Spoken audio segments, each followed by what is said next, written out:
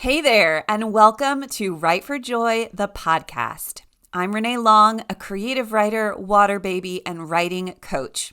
I help aspiring creative writers like you create a consistent and procrastination-free writing habit that feels amazing. If you're finally ready to sit down, write, and joyfully finish the stories tugging at your heart, you're in the right place. Let's dive in. Welcome to episode 7 of the Joyful Writing Goals series, a series of 7 podcast episodes on joyful goal setting for creative writers. This podcast series takes you through every step of the Wheel of Joyful Writing Goals, aka ICPCS, my proprietary process that helps you know exactly what you need to do to start and finish creative writing projects with ease, consistency, and joy. As a quick refresher, the Wheel of Joyful Writing Goals looks like, you guessed it, a wheel split into 5 pieces. Starting from the left and going clockwise around, we have identity, clear vision, presence, compassion, and sustenance. All right, so for this episode, this is the final episode in the series. So today we are bringing it all together. If you struggled with consistently starting and finishing creative stories, showing up courageously for your work, using the ICPCS framework is a model you can put on repeat so creative writing feels joyful, automatic, and you eventually have a thick portfolio of finished stories that you're proud of. So putting this process on repeat keeps that wheel spinning. And what do we call a wheel that keeps spinning? A revolution. Well, kind of, but let's just go with it. It's a revolution. So ICPCS is your key to creating a revolution in your creative writing life. All right, quick note. If you haven't listened to the previous 6 episodes in this series, this episode is not going to make a whole lot of sense. So go ahead and listen to those episodes in order so you can come back to this one and put it all together. You may be able to pick up context clues and follow along if you haven't, but I highly recommend to get the most out of this episode and make the most of your time. Go back and start with those episodes first. All right, so I've linked all those episodes in the series below this episode, so you can jump there now if you haven't listened to them yet. And remember, there's no rush here. Don't feel like you're behind if you haven't listened to the earlier episodes. They are not going anywhere. This episode's not going anywhere. And you have plenty of time to implement these concepts at your own pace and in your own way. So if any feelings of, oh, I'm behind or overwhelm are popping up, no worries. Just take your time. Go one episode at a time. You are allowed to set the pace here. All right, so diving right in to our recap. So now that we've taken a deep dive into all 5 sections of the Wheel of Joyful Writing Goals, let's do a super quick review of each of the steps. So there's a graphic of the wheel below this episode that you can refer to if you need kind of a visual guidance system here. And I also included the model in each of the workbooks as well. So if you have any of your workbooks handy, the visual is in there as well. All right, so number 1 on the wheel is identity. Identity is all about embodying the identity of a real writer, a real creative writer, whatever that means and looks like for you.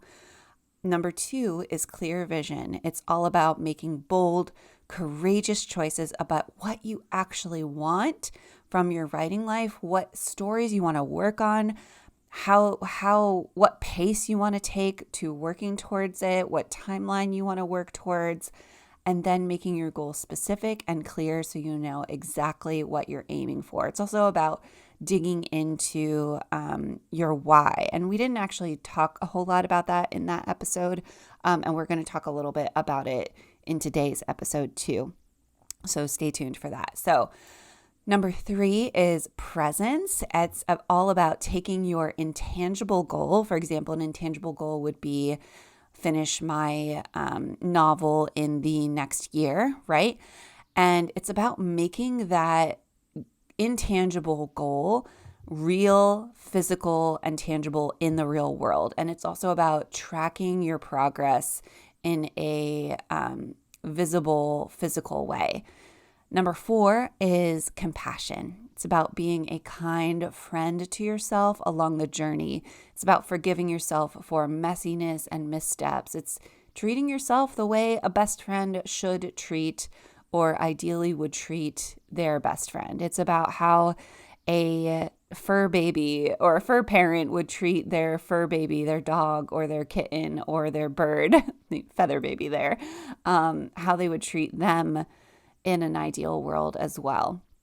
And number 5 is all about sustenance. So number 5 is sustenance, which means implementing systems and strategies that bolster and support your writing routine. So I love to think, I love that word bolster because it reminds me of a bolster in yoga or a block in yoga. So you have in yoga, depending on the type of yoga you're doing, you've got blocks that are helping you to modify the poses that you're not able to do yet, or that your body, is just doesn't move that way. And so a block can help you still embody the pose.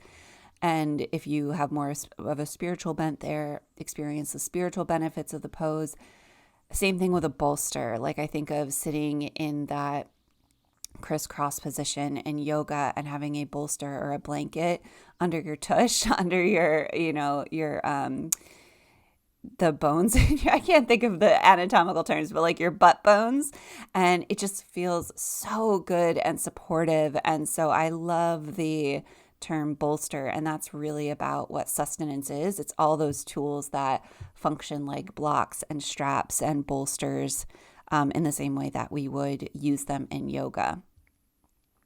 All right, so putting the wheel on repeat.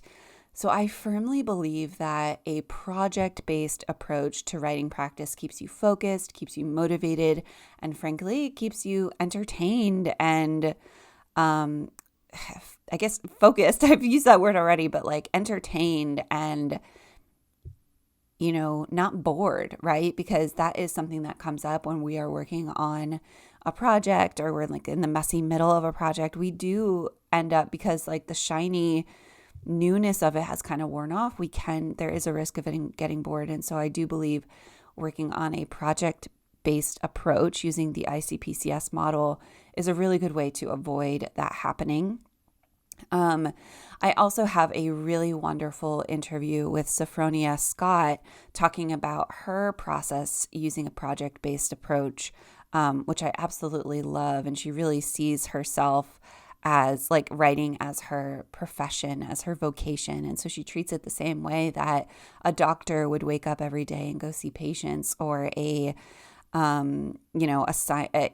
biologist might wake up every day and go study the lions on the savannah in Africa, right? So I'll link to that below. And Sophronia's conversation is she's just a really wonderful example of embodying the ICPCS model. Okay, so the Wheel of Joyful Writing Goals, or the ICPCS model, is a project-based model that you can use and reset and repeat every time you want to start and finish a new story. So it is literally there for you as a container, as a framework to use at the beginning of a story project that will take you all the way through to the end. And when I say project-based writing here, I've also noticed that the Wheel of Joyful Writing Goals works best with short-term projects. And novelists and memoir and book writers, don't panic here. I'm going to have more context for you, so don't tune out. So I say short-term projects because when you start first using this wheel, this model, I recommend breaking down your story project and using a 90-day framework, a 90-day timeline, which is typically 3 months. Again, that's an invitation, not a hard and fast rule. But let's look at an example. Let's say that you want to write a short story, and so you set your word count goal for 5,000 words. 90 days is a really great time frame to start and finish a 5,000 word short story project using the ICPCS model.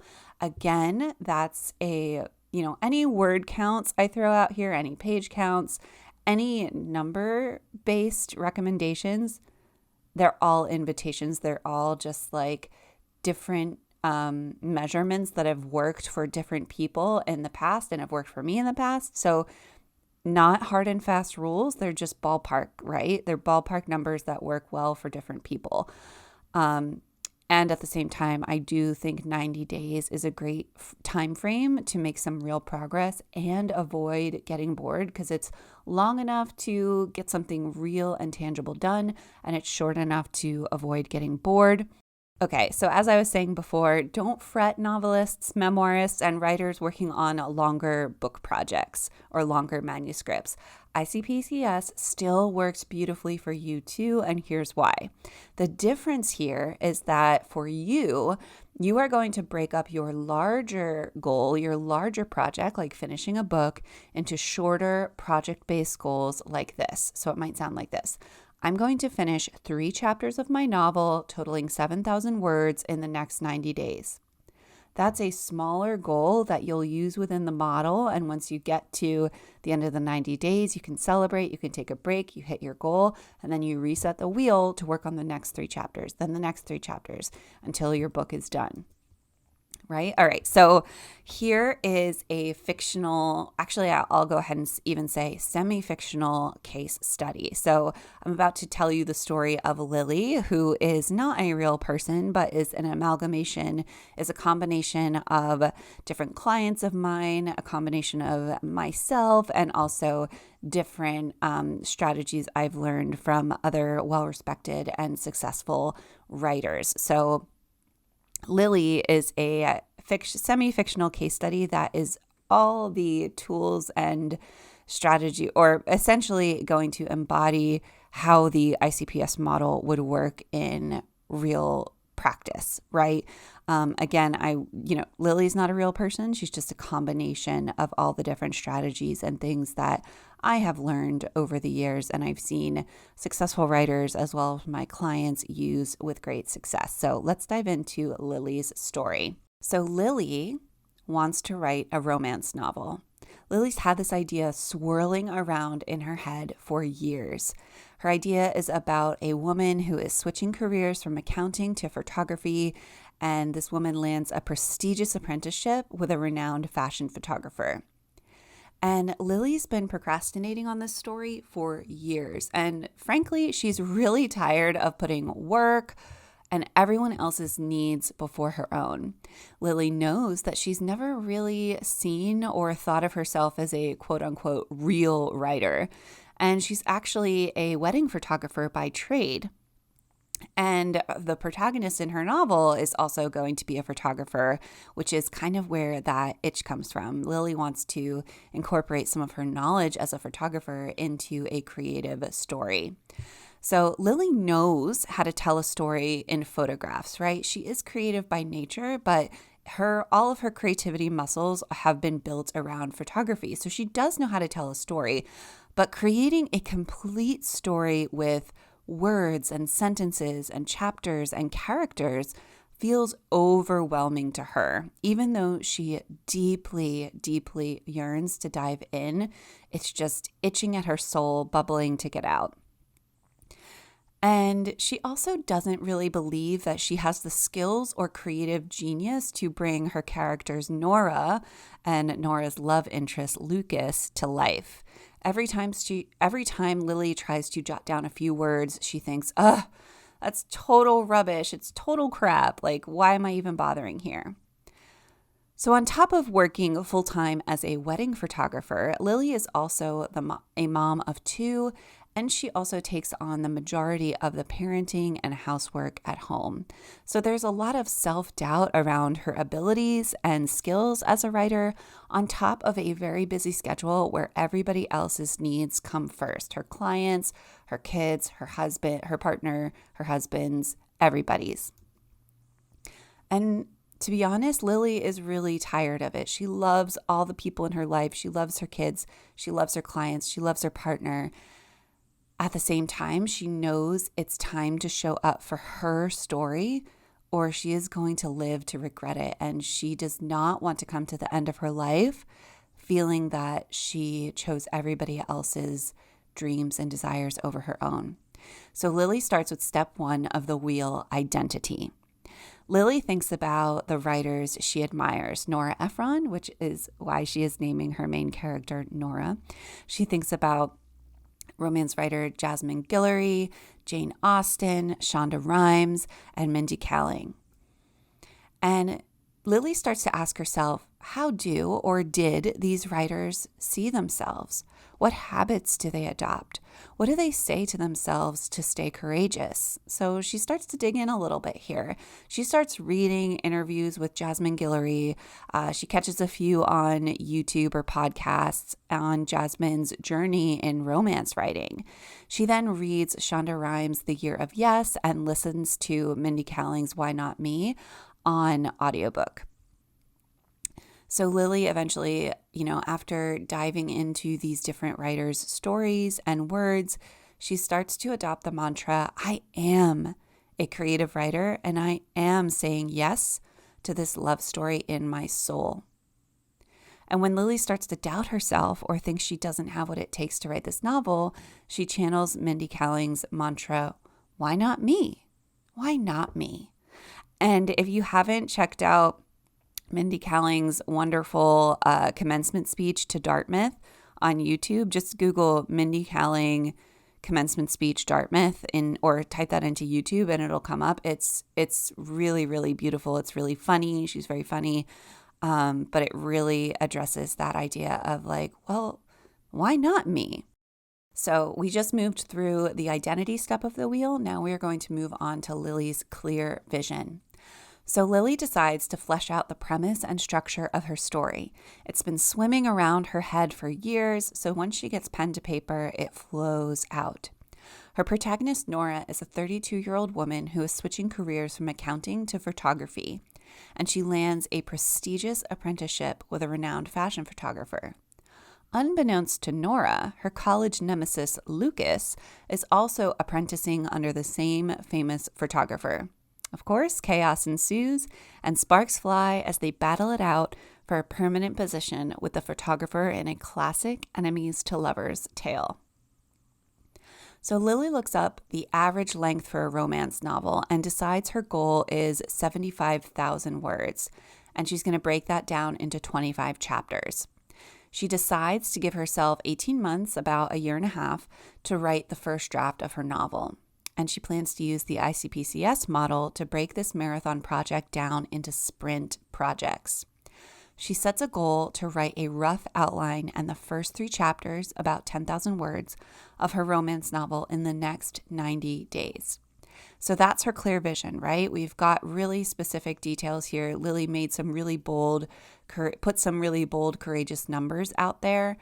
And so she's decided that she's going to finish 10,000 words, an outline, which comes out to an outline in 3 chapters of her romance novel in the next 90 days. Now, this is a really important spot to remember that these numbers are just guideposts, right? And so we're going to talk about compassion in a couple steps ahead. But that's something that really needs to be brought into this moment, because if we're super, super rigid on the number 10,000 or the number 3 chapters or the timeline of 90 days, and if we're not on track for that and we start to give up, like, we really need to bring that compassion in, because it's not about the 10,000 words. It's not about that at all. It's about creating the momentum and giving yourself a focus to follow so that you get that wheel spinning, right? Those numbers are literally not about the numbers. They're only there as, guideposts. All right. So that specific goal that we just talked about is the what of Lily's clear vision, but we can't forget about the how, right? So we've got her numbers and her time frame kind of set, but it's like, well, how is Lily going to do this? Remember, she's a working photographer. She's got 2 kids that she takes care of with her partner. She's got busy clients. She's got a lot on her plate. So how is she going to do this? So Lily decides that Tuesdays will be inspiration and writing days. So Lily's a wedding photographer, so a lot of her busiest business days are Saturday and Sunday. So if her kids aren't in school, so if it's, during the school season, or if it's during the summer when the kids are off of school or spring break or some time of break, she asks her partner or a sitter or her sister to watch her kids from 10 a.m. to 2 p.m., right? So most of the time it's her partner.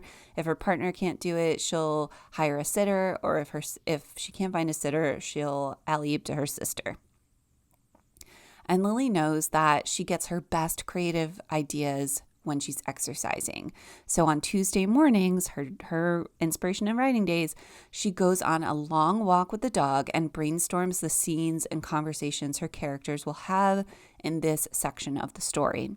After her walk, she takes a quick rinse in the shower, makes a cup of tea, and sets a timer to write for 25 minutes.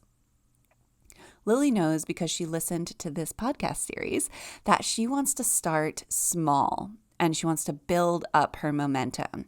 So those first 2 Tuesdays that she's writing, she only allows herself 25 minutes to write. She starts a timer, sets it for 25 minutes, and just goes. And once she's built that habit, that 25-minute habit up over a couple of Tuesdays, she starts to then extend the timer and she lets herself write for a full hour. And she takes 5-minute breaks in between every 30 minutes. Eventually, after a couple of Tuesdays, she builds up to 2 hours every Tuesday after her walk. So if we're looking at a 90-day time frame here, maybe by day 40, Lily has built up to writing for 2 hours every Tuesday after her walk. She started with 25 minutes. Maybe she did like 3 weeks of 25 minutes. Then she did 2 weeks. I'm having to do some really quick math here. Maybe she did. And then a couple weeks of doing an hour. And by day 40, she has built up to 2 hours every Tuesday. All right. So Lily also realizes that there's a bigger reason for writing this novel. So remember I said earlier that clear vision also involves digging into why you are writing in the first place. We didn't really talk about that too deeply in the clear vision episode, but I do want to talk about it here. We need to have a bigger reason, and it doesn't even have to sound like a important reason. The reason can literally be because I want to, because I have a desire to. That could be your why, and that is good enough. But it also can be a, very, what's the word I'm looking for? Very like important or magnanimous why. So for example, in Lily's case, Lily wants to show her 2 daughters that women and moms can be creative and can contain parts of themselves that aren't just for nurturing and sacrificing, that there are parts of moms and women that are creative and even a little selfish and self-loving and generative. And it's not all about giving every part of themselves to the community or their families or nurturing everyone else. So Lily also thinks about her great-grandmother who immigrated to the U.S. from rural Poland. So Lily's great-grandmother grew up very, very poor and never learned how to read. She didn't have an education. But Lily remembers that her great-grandmother told the best stories around the dinner table, and she would leave everybody hanging on her every word and also in stitches with laughter. So she was this brilliant storyteller who never had the privilege or opportunity to learn how to read. And so Lily wants to honor her great-grandmother's legacy, and she also wants to leave her own legacy of joy and creativity that her daughters can be proud of. All right, so moving on to the presence step of our joyful writing goals wheel. Lily knows that presence means both keeping her 90-day goal tangible and present and also tracking her progress. So Lily adds a carousel of inspiring romantic photos to her laptop background. So that keeps her in the high romance vibe. Every time she looks at those photos, she's like, oh, that makes me feel so romantic, and just puts her right into that love story state of being. Lily also puts photos of her great-grandmother and her daughters on her writing desk to remind her of her big why and her legacy that she is creating. To inspire herself and keep momentum, Lily uses the closet mirrors in her bedroom as a whiteboard. So she has those big sliding closet mirrors. So she's going to get some dry erase markers and use that as a whiteboard. So she goes ahead and draws all the dates or all the boxes and dates for every Tuesday that she plans to write. So that would look like she draws a box, and then on top of the box, she puts the date of that Tuesday that she's going to write. And she maps out all the boxes and all the dates of the 90 days. And so every time she finishes her writing time on those Tuesdays, she colors in that day's box, right? So eventually, as the 90 days goes on, the boxes start to fill in. So after a few Tuesdays, Lily continues to get inspired by seeing all those boxes colored in, and it makes her want to keep the chain intact for the full 90 days. She doesn't want to break the chain. All right, moving on to compassion. So Lily starts off slowly with compassion since she knows that she has a habit of being hard on herself. So she's like, I just want to start with little tiny bites of compassion because this is such a foreign concept for me. I'm sure many of us can relate and that we haven't been so nice or compassionate to ourselves, or it feels a little like ooey gooey or things like that. I definitely feel that way too. All right, so Lily starts by doing a 5-minute compassion meditation from Dr. Kristen Neff's website before she sits down to write on Tuesdays. Eventually, the meditation feels so good that she actually adds it to her morning routine. And every time she wakes up, she just does a little tiny compassion meditation in the morning while she's in the shower. All right, on the first Tuesday that Lily misses her writing routine, she beats herself up pretty badly, right? She kind of puts herself through the ringer, and she thinks in her mind, you planned this great writing routine and you're already screwing it up. You're so terrible. Who do you think you are to doing this? And this shame spiral continues, right? Then Lily remembers that compassion is also all about giving yourself permission to begin again. So she starts talking to herself like she would talk to her daughters or the dog who makes a mistake, right? And she tells herself that she's allowed to begin again next Tuesday. She forgives herself for, missing the day or whatever it was that got in her way of her writing. She forgives herself for that. She tells herself it's okay. And she tells herself that she has permission to start fresh, to begin anew next Tuesday. All right, so after a few Tuesdays, we're moving on to sustenance. So we are now on the last step of our wheel, the sustenance portion. So after a few Tuesdays, Lily has learned that she really doesn't like sitting at a desk and typing, right? She's kind of getting into the groove here and she's learning what she likes and doesn't like. And so one thing she knows she doesn't like is sitting at a desk and typing because it feels stifling. If she feels stiff, her body doesn't feel good. Because also as a photographer, she already spends most of her work week at her computer editing. Remember, she spends the weekends shooting, working with clients, and then a lot of her time is sitting at her desk editing those photos that she took over the weekend. And so she'd rather be outside enjoying the weather or somewhere with beautiful scenery where she's in that romantic love story vibe. She also learns that she prefers to write by hand, not by typing. She just doesn't like typing on a keyboard and she doesn't like looking at a screen, right? Like she just wants to get away from the screens. So Lily goes ahead and invests in a remarkable tablet that lets her write by hand. It also doesn't have a backlight, so it doesn't give off the same blue light that your typical tablet or computer would give. So once she's done writing on her remarkable tablet, the tablet instantly transcribes her written text into typed text. Because the Remarkable does not have a reflective screen, she can also take it to the park or the beach or anywhere outside, and she can literally make the world her writing desk. So she puts the photos of her grandmother and her daughters in her Remarkable folio case. So those photos that she initially put on her desk are still with her when she writes, and she can look at them and remind herself why this is so important for her life. All right, Lily starts to notice that she and her family are ordering takeout a lot. because Lily, you know what? Like many of us, she gets pretty burnt out and tired from making dinner every night. And so a lot of the time she just defaults to ordering pizza or Chinese food or whatever looks good on Postmates, right? It's easy. It gets everybody fed, but it's expensive and it's certainly not healthy for her family. So Lily decides to spend Monday evenings batch cooking 3 crock-pot meals. She gets an extra crock-pot, and so the family can eat these crock-pot meals throughout the week. She can freeze them and then heat them up when she's ready to serve.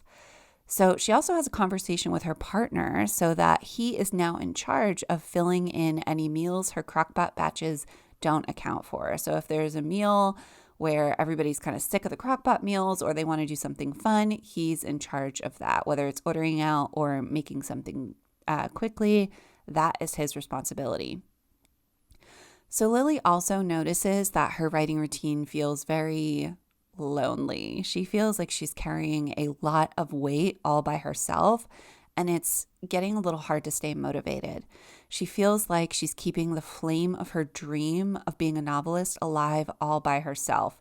Her family is super supportive. Her friends are super supportive, but they're not writers. They're not creatives. They don't really get what she's trying to do here, other than the fact that she's working towards a goal, which again is beautiful. We don't want to blame our family and our loved ones for not getting it. That's okay. Like they are allowed to not be writers themselves, right? So what Lily does is she decides to hire a writing coach to keep herself accountable to her goals and just to get the mentorship and critical feedback from an expert, right? So she doesn't feel like she's completely wasting her time and going in the wrong direction with her story. She wants to make sure she's writing a story of substance, a story of quality, a story that could be publishable. So she also joins a creative writing community where the community meets regularly to co-write together, to sit in silence and work on their individual projects. And then they also come together to discuss the challenges and pleasures of creative writing. So Lily not only has a mentor and someone to get critical feedback from, she also has a community to write with, to commiserate with, and to support each other. So Lily notices that after meeting with her coach and her fellow writers, she feels so refueled with energy and possibility. She thinks, oh my gosh, I can actually do this. And it gives her the much needed boost to show up for her Tuesday writing sessions. Also because she knows that her community and her coach are waiting for an update. Like they're going to ask her, hey, how did last Tuesday go? What roadblocks did you hit? What wins do you want to share, right? How are you feeling about all of this?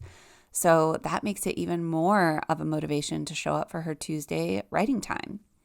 All right, so we just went through the entire ICPCS wheel with Lily as a case study. So Lily makes it all the way to the end of her 90 days. She's finished 8,500 words, which doesn't quite meet her initial clear vision goal of 10,000 words, but damn if she's not proud as hell that she made it this far, right? I mean, 8,500 words is no joke for 90 days, right? After taking a week off to rest, after she finished this cycle of the wheel, she is going to take a week off to rest and enjoy her win. Then she comes back strong. She resets her goal to write the next 3 chapters at approximately 3,000 words each. And she's going to do that for the next 90 days. So that's, again, a total word count of 9,000 words over the next 90 days, which is pretty exciting. And she knows it's okay if she doesn't hit that 9,000. She's still going to get something moving her novel forward, right? And so Lily repeats the ICPCS process until her novel is finished and she's ready to pitch it to agents. And so that is Lily's creative writing revolution, right? She started with identity. She moved all the way through clear vision and she moved all the way through the wheel. She took a break and then she started spinning it again, right? And she's spinning it over and over and over until her novel is done, right? And along the way, she's making tweaks, she's adjusting, she's noticing what she likes, what she doesn't like, she's being compassionate with herself, and she is making it her own. Because Lily's story is just one combination of 1 trillion different combinations you could create with ICPCS. Am I right? It's also very possible, and you probably had some thoughts come up as I was telling Lily's story, is that it's also possible that Lily is privileged in ways that you are not. So, for example, having her own photography business gives Lily schedule flexibility. Having a partner and a family nearby gives her accessible childcare, right? Having a job, having income, having clients, having all these different things that give Lily a leg up to create the space for herself. These are privileges. They are also things that she created for herself, but also at the end of the day, she is privileged in a lot of different ways. So you may be thinking, oh, that's not possible for me because I'm not privileged in this way or that way. That doesn't mean that you can't create your own modifications to make the process work for you, right? It doesn't mean that we don't acknowledge privilege, or it doesn't mean that we beat ourselves up for not having a certain privilege or not having a certain type of job that gives us more flexibility. It means making modifications for ourselves that make the process work for us. So I really like to think of it this way when it comes to different lives and different advantages versus different disadvantages. Instead of focusing on what options you don't have, focus on the options you do have. So in Lily's case, she has a partner, right? Maybe you have kids, but you don't have a partner. What options do you have for childcare for your writing time? It could be doing a playdate swap with another parent in your community, right? Where you're not charging each other money, but like on Saturdays, you take the kids to the park, and on Sundays, they take the kids to the park, and Sunday is your one writing hour that you get a week. That's okay. It doesn't have to be big, and there are different options for different people. All right, so now that we've talked about Lily's story, I want to talk a little bit about 3 do's and don'ts for ICPCS. So, all right, let's start. 3 do's and don'ts. Number 1, don't be a fundamentalist. Do be flexible.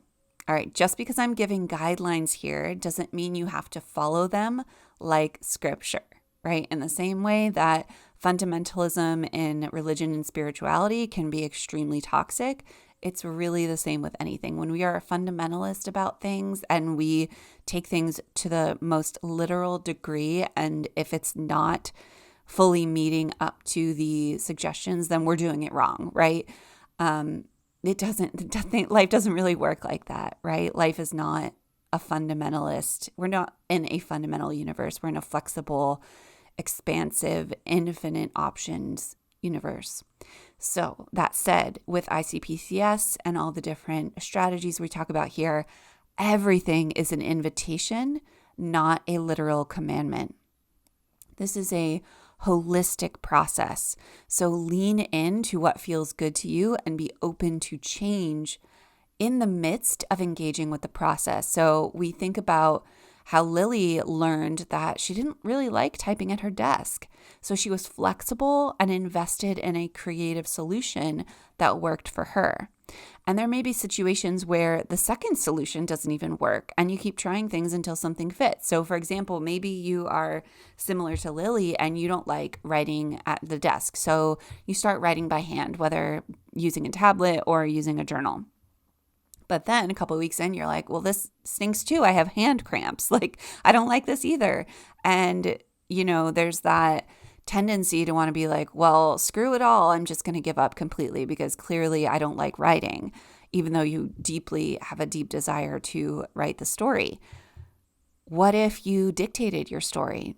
What if you wrote into your voice note? What if you dictated into voice notes and then used a solution like rev.com, Rev, to transcribe your voice notes? That's one option. You could use the tool Dragon Naturally Speaking, which transcribes your voice to text. You could use Google's free voice to text service, where you can literally open a Google Doc, add in, I'm not sure if you have to have an extension or like you have to turn the feature on, but there's a voice to text feature within Google Docs where you can sit there and dictate your story into a Google Doc.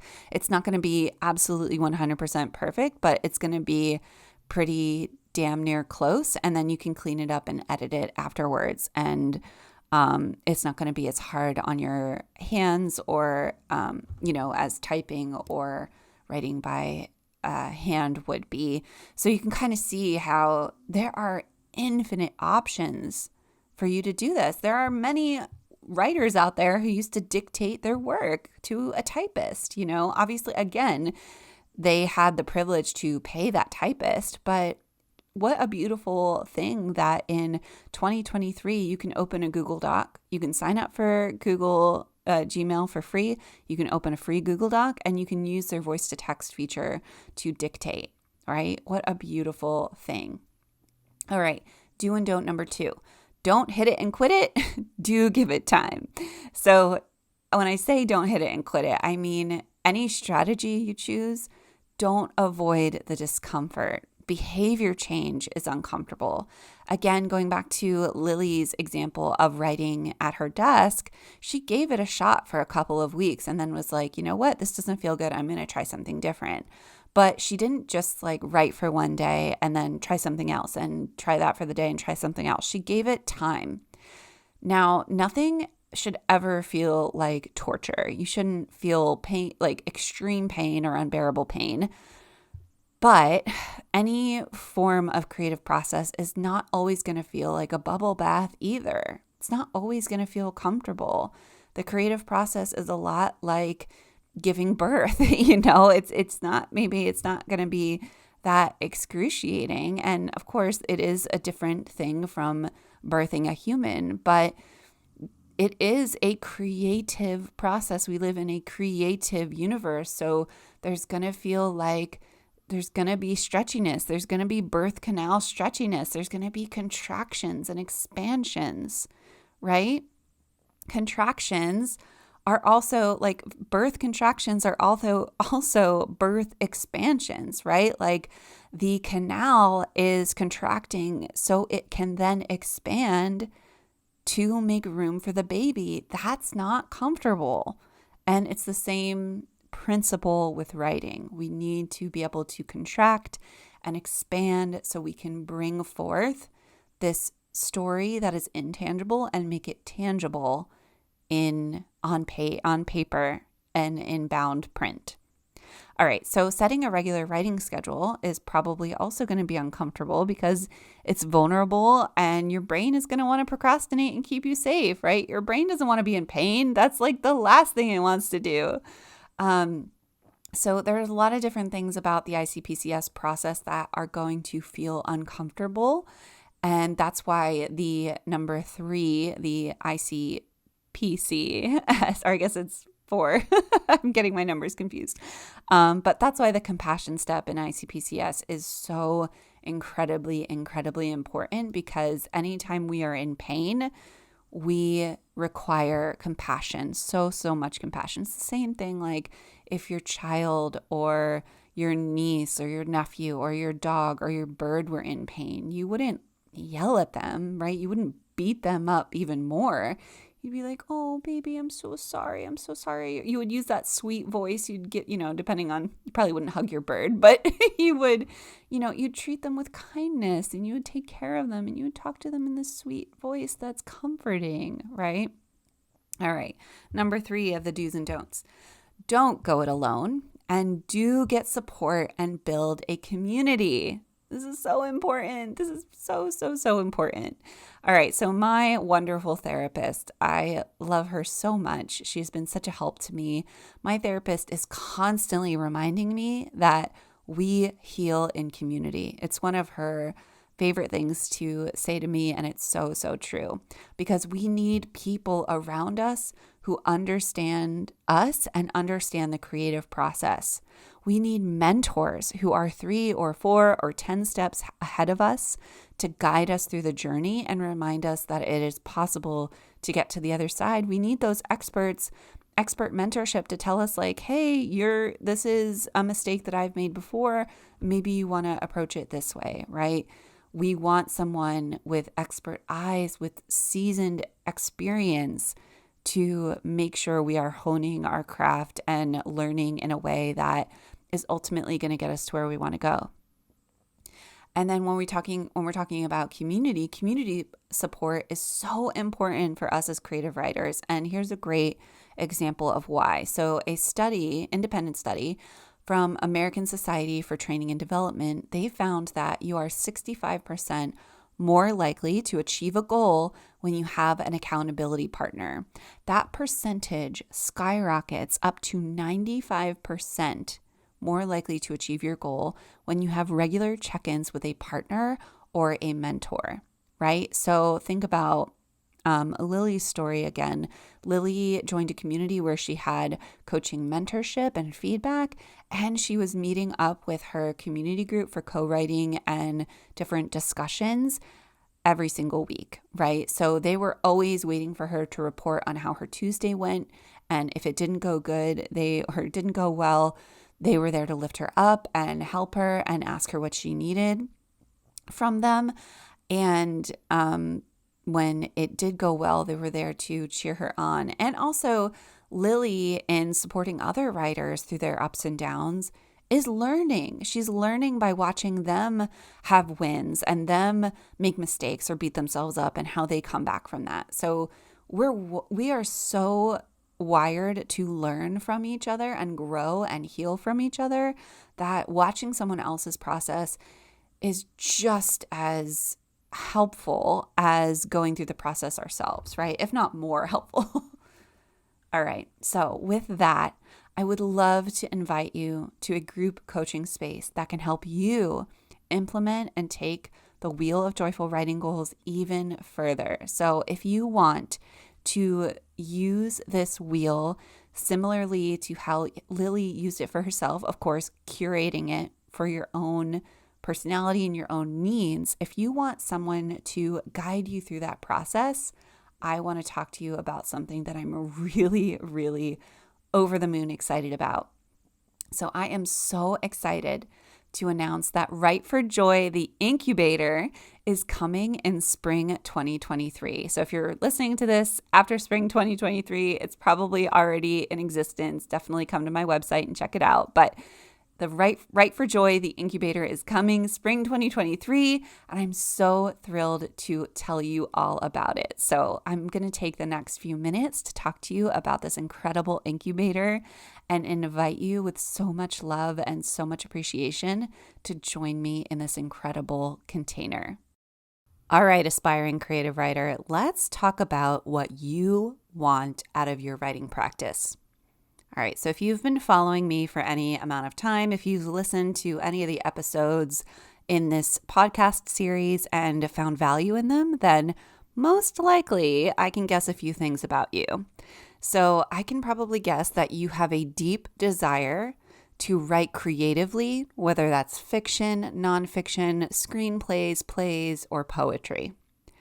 You probably have a deep desire to nurture a writing habit that feels as consistent and natural as breathing.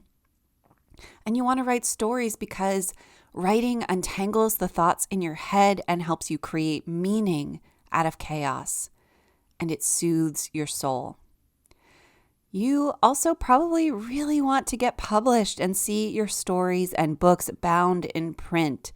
You want to create a thick portfolio of finished stories you're proud to share, books and stories and publications that you can put on your shelf behind your Zoom background and share those with the world. So I recently watched a interview with Jasmine Guillory, and on the Zoom interview, you could see on her shelf behind her that she had all her lovely books proudly displayed behind her during the interview. And I just thought to myself, what a lovely way to honor your legacy as a writer as you're being interviewed on your success, and we can all see her legacy behind her thick portfolio of finished stories. And if you're like me and other writers in this community, you probably have a desire for something similar like that too.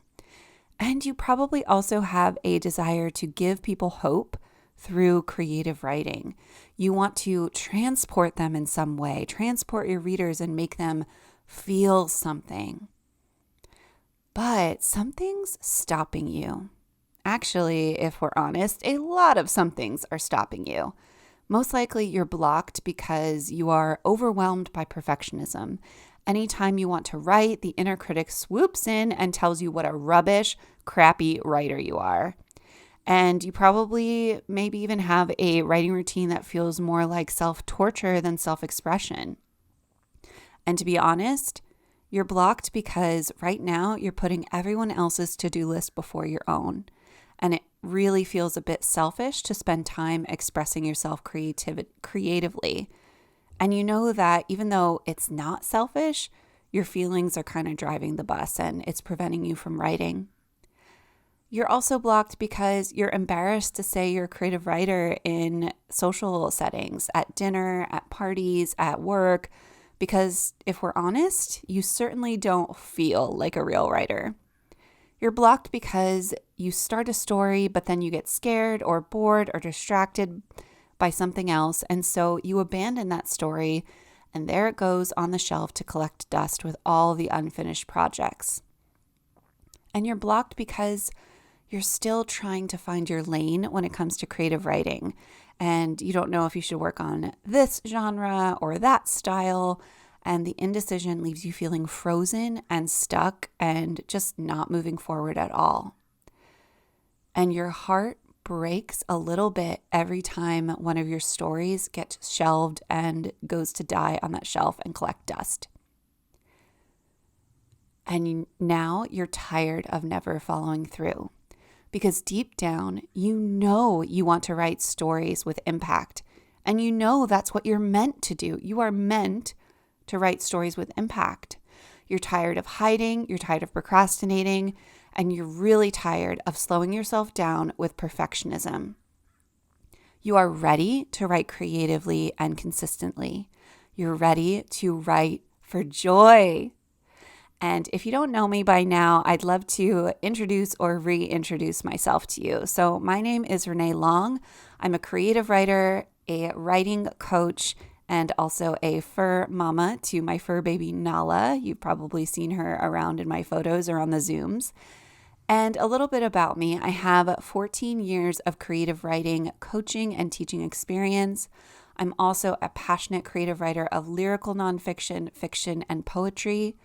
I work with folks who are ready to write creatively, but they're struggling with procrastination, perfectionism, and creating a consistent and joyful writing routine. And that is why I have created Write for Joy, the Incubator. This is a 6-month creative writing program designed to help you create a consistent writing habit so you can show up, write, and joyfully finish the stories tugging at your heart. In this 6-month incubator, you will grow the skills to generate a thick portfolio of finished stories you're proud to share with the world because you finally feel, think, and behave like a quote-unquote real writer. In this incubator, you will also complete a 90-day writing project using my proven 5-step joyful goal-setting process, which we talked about on this podcast series, but in the incubator, we go way deeper and I hold your hand throughout the entire process. And so you will feel accomplished, motivated, and confident in your writing process. So once you've learned and really mastered the wheel of joyful writing goals, you'll be able to put it on repeat. So starting and finishing stories becomes an automatic habit, as easy as breathing. In this 6-month incubator, you will grow creative courage and confidence, so sitting down to a blank page or a messy section of writing feels as easy as breathing or brushing your teeth because it's who you are. You'll also enjoy dedicated space and time to write consistently in a joyful community of writers. Sitting down to write will feel joyful and not like a trip to the dentist. So how do we actually do all that? How do we accomplish those goals within the incubator? So the incubator is built on the 5 C's, and the 5 C's are coaching, co-writing, community, curriculum, and critique. And so I'm going to break each of those foundations down. right now. So let's start with coaching, which is one of the all of these are super duper important, but I definitely believe that coaching and mentorship is a real keystone of this program. So every Sunday, except the last Sunday of the month. So we will meet every single Sunday except that last Sunday of the month, because we'll use that for some extra space to implement your learnings and just give you some breathing room so you're not feeling overwhelmed by the cadence of the program. So again, every Sunday except the last Sunday of the month, we will meet as a community on Zoom for 2 hours of group coaching and co-writing. So I'm going to talk about the co-writing in a moment, and right now I'm going to focus on the coaching. So the first hour of the Sunday sessions is 1 hour of group coaching. So this could look like you raising your hand in the Zoom room to ask questions and or work through an issue that you're facing in your writing routine, or just talk through some challenges, or even maybe workshop a short, maybe 200-word section of your story that you're working on. Or we might collaborate in a group discussion style around one specific topic like procrastination, self-doubt, or we may discuss a story or novel that we're reading that week or something along those lines. So it can be hot seat coaching or seat of support coaching, where you ask a question or one of your colleagues asks a question and we work through that together, or we might spur a group discussion around a specific topic. So the coaching space is really for those light bulb moments and major breakthroughs that will keep you motivated and consistent in your writing routine. As I shared earlier in this podcast, getting expert mentorship and having community around you is so, so important. So the beauty of group coaching too is that when someone else is getting coached, when someone else is raising a hand and asking a question about a challenge that they're facing, the coaching they receive and the support they receive is also just as valuable to you, because more likely than not, you are going to experience the same issues if you haven't already. So it really is such a lovely thing to collaborate and learn together in a group coaching space. All right, so C number 2 is co-writing. And so I don't mean co-writing in the sense that we are co-writing one project together. Like if you're familiar with the romance author Christina Lauren, they are 2 separate writers that write books together. And so they are co-writers. In this, I'm not talking about that sort of co-writing here. In this, co-writing in this instance means we are writing together on separate projects. So what that looks like is after our first hour of coaching during the Sunday sessions, we have 1 hour of co-writing together on Zoom, and you can keep your camera on or off. And we will work on our own writing projects during that time. So the beauty of this is dedicated space to show up and get words on the page. And I've actually done this before in my Write for Joy Challenge program. So if you've joined that, you know and are viscerally aware of the power of co-writing to get words on the page. So community co-writing is so powerful. It funnels your creative focus. You feel supported, you feel fortified, and you'll harness that energy of the group. And the beauty of this is that it makes you far less likely to procrastinate on your writing or get distracted, because it really is just a collective energy. Synergy is really the word that I'm looking for here. And synergy is defined as, the sum or the, now I'm forgetting, but it's essentially that the whole is greater than the sum of its parts, right? So you're more powerful when you come together in a community to write, or rather your motivation to write is going to be more powerful when you come together with a community most of the time. Depends on your personality. All right, so moving on to C number 3, we're going to talk about community. So as I said, the Sunday sessions instill a deep sense of community by integrating coaching and co-writing into your practice. And connecting with a community has been shown to increase motivation, increase your focus, and as we talked about, it's definitely going to increase the likelihood that you're going to reach your goal. So I'm going to repeat the study I mentioned earlier that the American Society for Training and Development found that you are 65% more likely to achieve a goal when you have an accountability partner. And that percentage goes up to 95% when you have regular check-ins with a partner. So the Write for Joy, the incubator, touches all of those points, right? We're meeting every Sunday except the last Sunday of the month, and that is going to increase your percentage up to 95%. So the beauty of having this community is you have solidarity, you have companionship, you have fortification, and you have other writers to carry the weight when things get hard. And it also feels really good to support other writers in their journey and learn from their mistakes and successes. It's really such a beautiful synergistic thing. All right, so the next C is curriculum. And I have a teaching background, so I get real nerdy and real excited about curriculums. So I have created an in-depth curriculum that walks you through my 5-step formula for creative writers, the Wheel of Joyful Writing Goals, aka ICPCS. So you might be thinking, Renee, we just went through all of that on your podcast. Well, let me tell you, the curriculum goes way, way deeper with many more activities, exercises, and insights to help you really put this wheel into practice. And also, you have me there as your coach to guide you through it, to answer questions, to meet every week to make sure you're staying on track with your stories and your writing project. And so the combination of this really juicy curriculum plus the community and coaching aspects really makes for a powerful combination. All right, and so as you already know, the ICPCS model is designed to help you start and finish a writing project in 90 days. And again, this curriculum goes way, way deeper than what we discussed on the podcast. The curriculum is also self-paced. So everything, I try my best in all of my teachings and coaching to make things invitations and not requirements.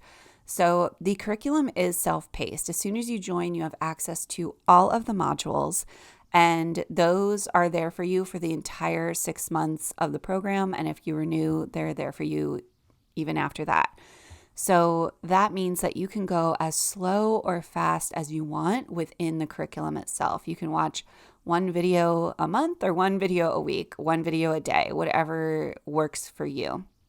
And as I said, the 90-day timeline is an invitation, not a requirement. And just a little insight into my process in building this program, you'll notice that the program itself is 6 months, and the ICPCS model has an invitation of a 90-day timeline. So the reason for the kind of buffer extra 3 months within the program is so that you have time to test out the wheel, to play with it. Also that you have time, you could take those first 2 months to really get clear, take an extra 2 months to really dig into your identity and clear vision, and then use the next 4 or 3 months to write your story, right? So you can start to really dig into the concepts in the first couple months and then really dig into your story in the next couple months, or vice versa. You could hit it hard, come into the program, work on your story, and then, once you've kind of made momentum there, you can dig into the rest of the curriculum. So it's really up to you. You can really make it your own. And this curriculum includes diversified learning tools. So what I mean by that is hitting all different types of learners. So it includes video trainings, which you can also just listen to as audios. It includes graphic visualizations and worksheets to help you put learnings into action. And I've distilled down my 14 years of teaching, coaching, and writing knowledge so you can start and finish writing projects with ease and joy. I've really kind of just downloaded my brain into this curriculum, and I think it's really, really fun, and it's really, really going to help you bring your projects to life. All right, the next C is critique. So what is a writing program without an element of critique? Not much of a writing program, right? So throughout the program, there will be critique windows for you to privately submit writing to me, Renee, and I will review and provide juicy, in-depth feedback on your writing. So typically what that looks like is I will make margin notes on your manuscript, And then I will record a Loom video or video feedback going through and explaining the feedback as I go.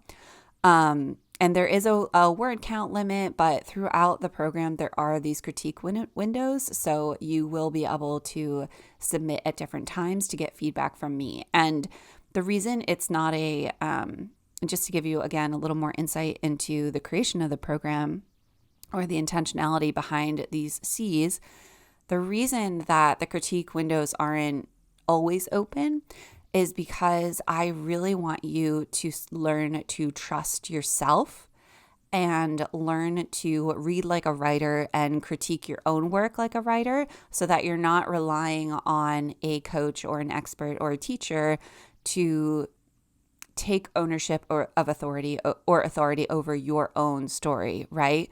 So my goal for you is to be able to develop all kinds of writing skills so that you can critique your own writing, get it to the strongest possible place that it can be, and then you come and ask for feedback from an expert, from your, from your friends in the community, and then you can actually build upon the best that you've created already and refine it using the feedback that you have received on that. So it's really, the critique windows are absolutely there, and I'm encouraging you to develop trust in yourself that you have everything you need to be your own best writer, and that getting feedback is to help you learn to be a better writer and to hone your process. It's not about, again, it's not a co-writing experience. It's a learning and improving experience. So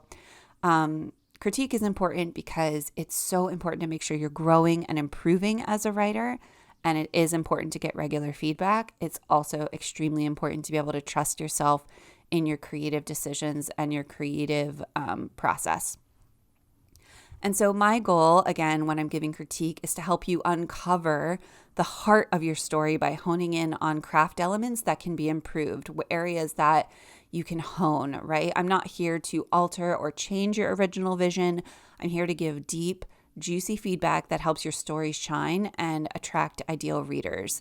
And I will say, to be honest, giving feedback on creative writing is one of my superpowers. It is one of my greatest strengths. So it is also one of my most requested services. So if you want your craft skills to grow and to thrive by getting regular feedback on your writing, you want to get in the incubator. All right, so Write for Joy, the incubator, again, it's a 6-month commitment, and it is an investment of $4,500 US, and there is also a payment plan available. So as we're moving through this, I want to share some words from happy writing students from my past programs. So this is a brand new program, but I do want to share some words and testimonials from students who have gone through my past writing programs.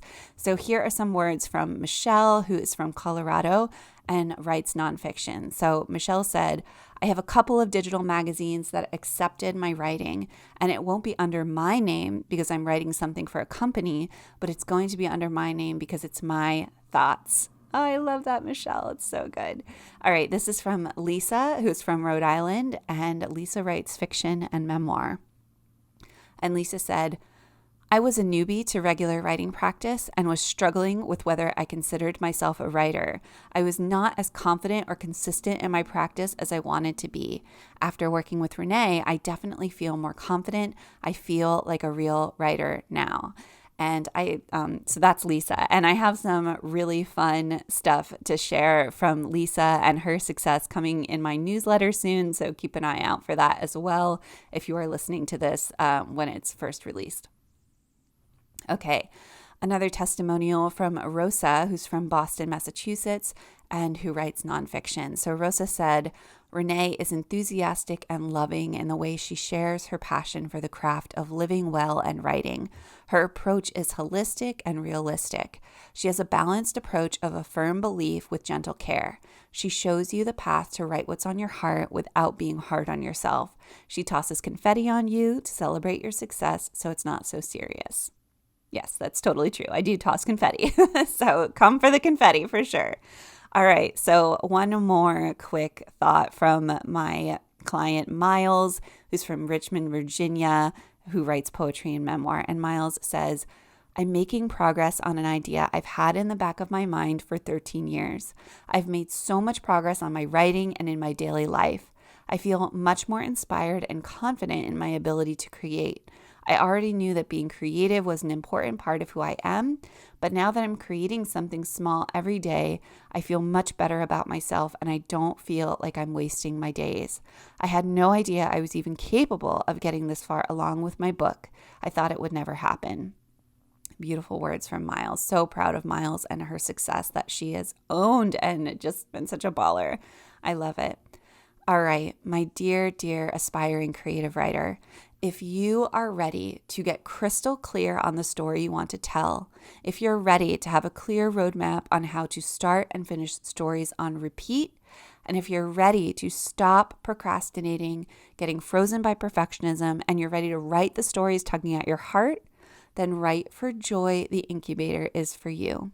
I'd be honored and delighted to welcome you into this community. So I'm going to put a link to the waitlist down below the video. Again, the incubator is coming in spring 2023, so you want to get on the waitlist. So if you get on the waitlist, this means that you get access to the early bird bonuses and any other news that is coming up for the incubator. So you definitely want to be on the wait list because when doors open or any early bird bonuses come up or any other really juicy goodies, it's going to go to the wait list first. Those people get first priority. They get first priority to apply. They get first priority for any bonuses that are coming up, which stay tuned for that. There's some one-on-one private coaching bonuses coming up. And so you're going to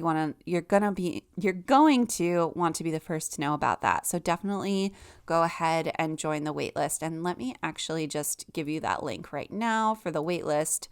So it is writeforjoy.co. Again, that's .co, not .com. So writeforjoy.co/write-for-joy-list. So again, writeforjoy.co/write-for-joy-list. Again, I'll put that below the video as well. And the incubator is coming in spring 2023. I cannot wait to see you there. Again, the incubator is a 6-month creative writing program to help you create a consistent writing habit so you can show up, write, and joyfully finish the stories tugging at your heart. I cannot wait to see you there. I'm overjoyed to bring this program to the public. I cannot wait to get started. It's going to be amazing. I can't wait. All right, my friend, that is the end of the Joyful Writing Goals series. Thank you so much for hanging out with me during this series. Definitely, if you feel like you want to implement this further, check out the incubator, get on the wait list, re-listen to these podcast episodes, put all of this to practice, get those worksheets, take action. And if all of that I just said is a little overwhelming, just do one thing, right? Or even if that one thing is to go on a walk and process all of these learnings. Because I really, throughout this series, I threw a lot at you, right?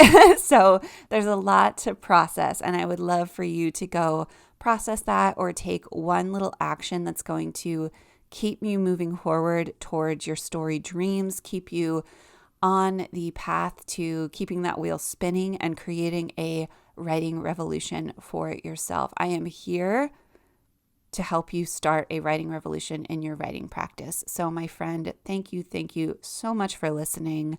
I appreciate you. I would love to see you in the incubator. Thanks again. Have a good one. I hope this message was inspiring to you and you're ready to tap into flow and release the stories tugging at your heart. I encourage you to share this episode with a creative or writerly friend or loved one who may need a boost of creative confidence. For more episodes and letters of encouragement like this one, please subscribe below or at writeforjoy.co/subscribe. That's writeforjoy.co/subscribe. Thank you so much for listening and happy writing.